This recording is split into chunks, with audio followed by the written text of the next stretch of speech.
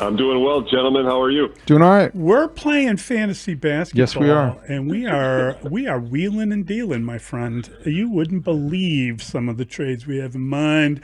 I guess now that that Damian Lillard is out next year, and a certain Greek basketball player may want to come see some of the wonderful restaurants we have in Chicago, we've decided that we can make a deal for Giannis Antetokounmpo. And we've been wheeling and dealing on that front. Should we just contact AK directly, or should we just make a few more calls? Let us know, Buzzkill. Thanks, David. I think we got a Secretary of State involved now. We got a lot going on here. Yes, I'm against the trade just because I don't want to have to say that last name on the air multiple times a night. You know, that's a tough to pronounce. It's a long shot. I mean, a lot of things need to happen. I mean, first of all, let's analyze the relationship between Giannis and that franchise and that community, right? I mean, that's a pretty unique situation in the league. Giannis has always professed loyalty to that place. Obviously, they can, supersede that loyalty and trade him without his desire or his buy-in. I would be surprised if that would happen. But let's start there. That step has not happened yet. If it were to happen, I mean, it's going to be a bidding war. I assume it's not going to be conducted like the Luka Doncic trade. And I mean, I'd like to hear the package you guys came up with for the Bulls, because I'm struggling to find a suitable one. Couple firsts. How many? Two? Firsts, David? How many would it take? I mean, you're talking about, I would say minimum 3. You're talking about top 3 player in the world. Okay. And 3 firsts, Kobe White and Vooch. Would that get it done? Yeah. No. I have not spent a lot of time on this, but what I would say is, obviously, I've heard some of the chatter, and it's going to be a dominant theme to this NBA offseason. Right. Undeniably. And look, the whole league descends upon Chicago very shortly for the NBA draft combine and the draft lottery. So it will be, I'll be walking around asking people about it for sure. But, even like yesterday, I got you guys get those emails from like the odds makers sites, different sites. So I got one from yesterday.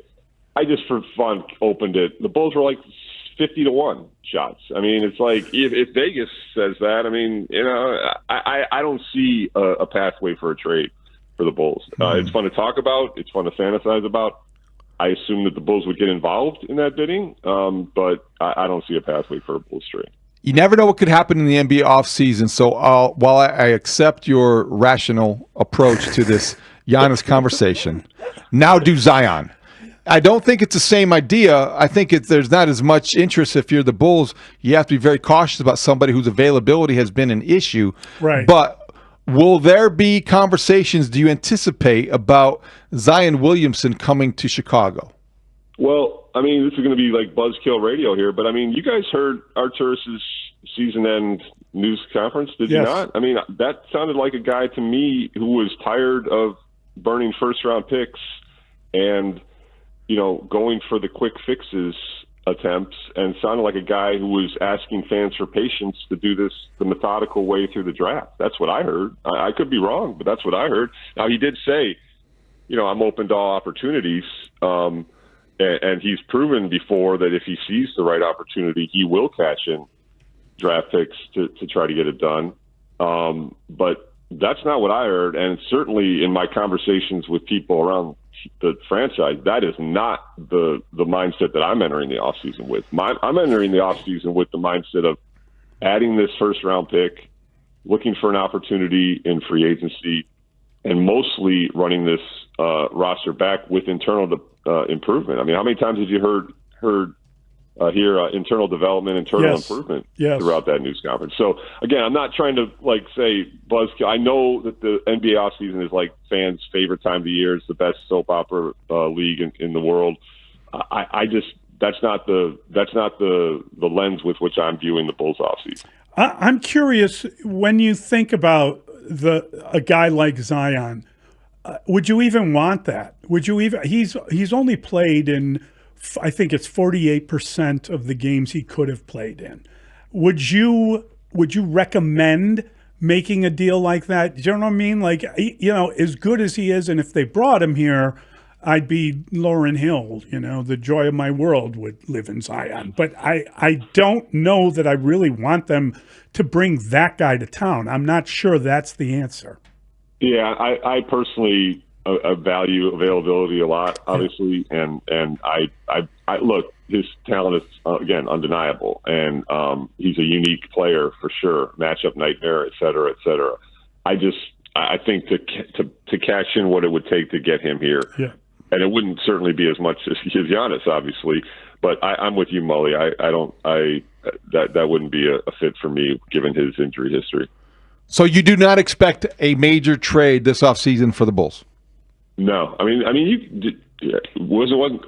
didn't catch your guys' show the day after Arturas's season end news conference. Right. I mean, we canceled it? We didn't have one. We didn't have one. We didn't. We decided not to have one that You day. basically told us everything the guy was going to say when we talked to you before that news conference. Who needs AK when you got KC? Yeah, but I literally was like, oh, well, then you were so spot on. And I mean it. And I was like, a lot of people were angry. I was kind of numb. I already knew. It was as if KC had written what AK was reading off of. It was. You were unbelievable that morning.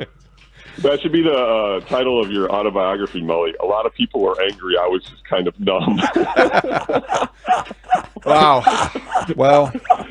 Yeah, I mean, that's the thing. Like, it's like we talk to people around the team. I mean, that's our job, right? So, like, that's why I get it, man. I mean, Giannis, it's like, it's big. And like I said, if it happens and he's put in play, of course you make a phone call, but that's still not the mindset that I'm entering this offseason with, number one. And number two, I don't see a Bulls package that makes that work. But I'm relying on Adam Silver now. The lucky 1.7 needs to strike again. What do you think? Hey, we'll be there May 12th. Let's go. You Freeze the envelope. Isn't that how it was done with Patrick Ewing? I'm relying on Alexis Giannoulis. I think that he can get it done. Oh, he can get it done. He tweeted out yesterday, and I was all over that because – if you have somebody on your side in government in Chicago, you might have a shot. And I had lunch at Greek Islands yesterday. Does that count? Oh, that's great. Somebody's going to put 2 and 2 together. They're going to tweet out a photo of you or making your order, having your lunch, and thinking, he's getting ready for Giannis coming to town. Oh. Yeah. This segment's off the rails. How about those games, guys? Yeah. I mean, listen, the NBA has been great, and it's fun to watch. And it's just, I think we've gone too long without, like, a playoff game to talk about. And so we're all just kind of in this weird mode of, here's how we fix it. Why don't we try this? And there's really no way around it. I think he's giving you he did tell us exactly what they're going to do. And they're just going to roll it back again and hope they improve. But all joking aside, Mully, that point, yep. I couldn't hit home more emphatically. I mean, Cam Smith and I talked about this on our latest edition of our podcast. I've been so into this first round. The matchups have been awesome. The basketball has been fantastic. The physicality and entertainment level has been off the charts. And I'm just sitting there going, man, I miss covering playoff basketball. It's just such a different animal. And you can understand why, again, the Bulls got criticized for this approach, but you can understand why they wanted some of their young players to experience that, because it really just is a different animal. And you've seen that in some of these first-round games. So I'm with you guys. It'd be fun to cover playoff hoops at the United Center again, and hopefully that day is sooner rather than later. KC, is there a team in the playoffs that has surprised you more than others?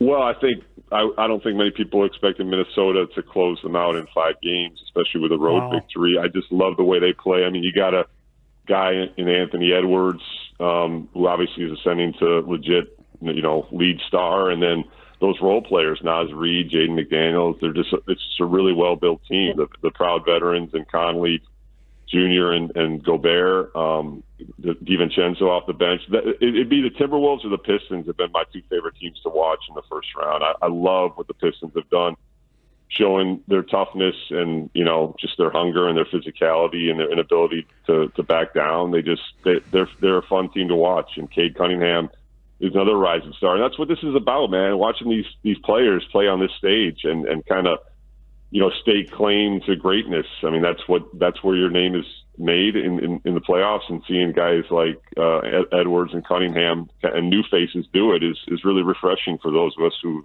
watched this league for a long time. Great stuff, KC. Thank you for a sobering conversation. Thank you, KC. Yeah. All right. We'll talk to you. Thanks, guys. All right, buddy. That is KC Johnson. Does a remarkable job. I knew that was coming.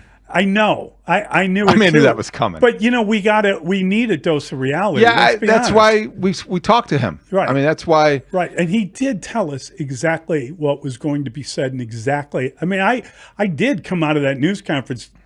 We had already had that conversation. Yeah. We already knew what was said. Well, he's as plugged in as anybody who's around that team. Yeah. So he understands the limitations to the Bulls roster creativity. Yeah. Because they're taking a very practical approach to the offseason. And I think that we sit here on a daily basis hoping that they will take a more impractical or inventive approach, and maybe an irrational approach. But I don't think it's realistic to trade for Giannis to come to Chicago. But when he gets an early exit to the playoffs, one can dream. Yeah, I'm with you. And, again, I think the complication is that because Dame Lillard isn't there next year, I think you've come to this almost sobering conclusion about the Milwaukee Bucks that time has passed them by, that he is not going to win another title there, period, end of story, because they have to wait. They're going to waste next year waiting to come back and try it again. And yes, you they feel will. like he's in his prime and he wants to blossom and go elsewhere. I don't know. If I were him, I would. But he does have a great connection to that city, and he's a great superstar. He no doubt about it. He's a tremendous asset. ambassador for sports in general, let alone the NBA. No question about it.